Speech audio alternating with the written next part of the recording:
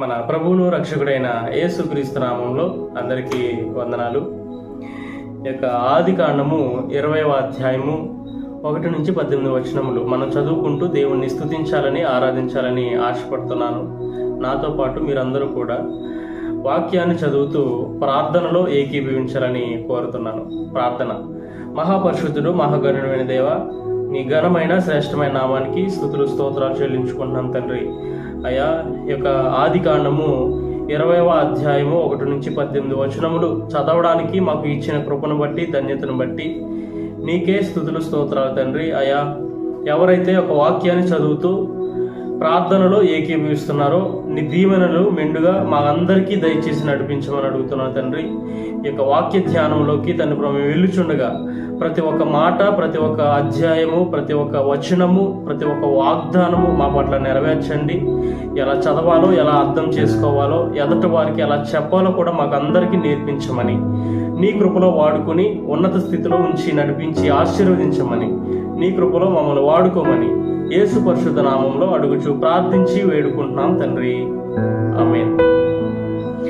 అక్కడ నుండి అబ్రహాము దక్షిణ దేశమునకు తరలిపోయి కాదేశుకును షూరుకును మధ్య ప్రదేశములో నివసించి గెరారులో కొన్నాళ్ళు ఉండెను. అప్పుడు అబ్రహాము తన భార్య అయిన శారాను గూర్చి, ఆమె నా చెల్లెలని చెప్పెను కనుక గెరారు రాజైన అబీమెలెకు శారాను పిలిపించి తన ఇంట చేర్చుకొనెను. అయినను రాత్రివేళ దేవుడు స్వప్నమందు అబీమెలెకు నొద్దకు వచ్చి, నీవు నీ ఇంట చేర్చుకున్న స్త్రీ ఒక పురుషునికి భార్య గనుక ఆమె నిమిత్తము నీవు చచ్చినవాడవు సుమా అని చెప్పెను.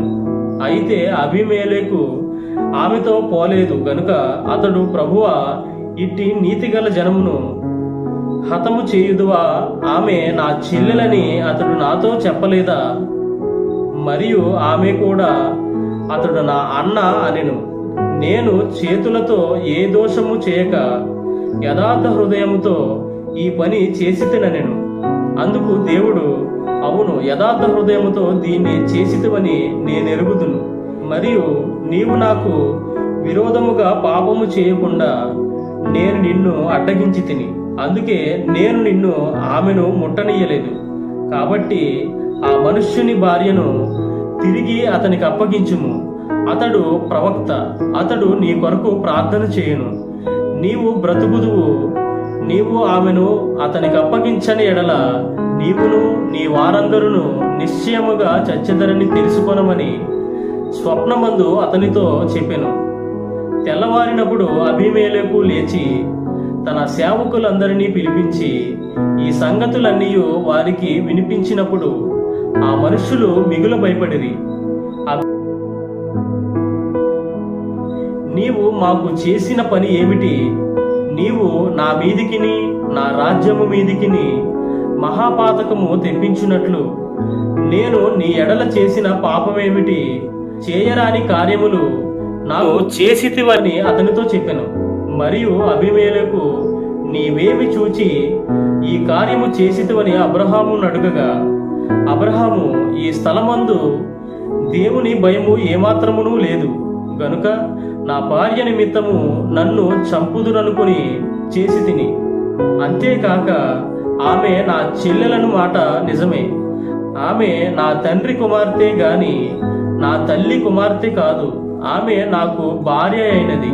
దేవుడు నన్ను నా తండ్రి ఇల్లు విడిచి దేశాంతరము పోవునట్లు చేసినప్పుడు నేను ఆమెను చూచి, మనము పోవు ప్రతి స్థలమందు ఇతడు నా సహోదరుడని నన్ను గూర్చి చెప్పుము. నీవు నాకు చేయవలసిన ఉపకారం ఇదే అని చెప్పి తినెను. అబీమెలెకు గొర్రెలను గొడ్లను దాసీ జనులను రప్పించి అబ్రహాముకిచ్చి అతని భార్య అయిన శారాను అతనికి తిరిగి అప్పగించెను. అప్పుడు అబీమెలెకు, ఇదిగో నా దేశము నీ ఎదుటనున్నది, నీకిష్టమైన స్థలమందు కాపురం ఉండమనెను. మరియు అతడు శారాతో, ఇదిగో నీ అన్నకు నేను 1000 రూపాయలు ఇచ్చి ఉన్నాను. ఇది నీ యొద్దనున్న వారందరి దృష్టికి ప్రాయశ్చిత్తముగా నుండుటకై ఇది నీ పక్షముగా ఇచ్చి ఉన్నాను. ఈ విషయం అంతటిలో నీకు న్యాయము తీరిపోయినదనెను. అబ్రహాము దేవుని ప్రార్థింపగా దేవుడు అబీమెలెకును అతని భార్యను అతని దాసీలను బాగు చేసెను. వారు పిల్లలు కనిరి.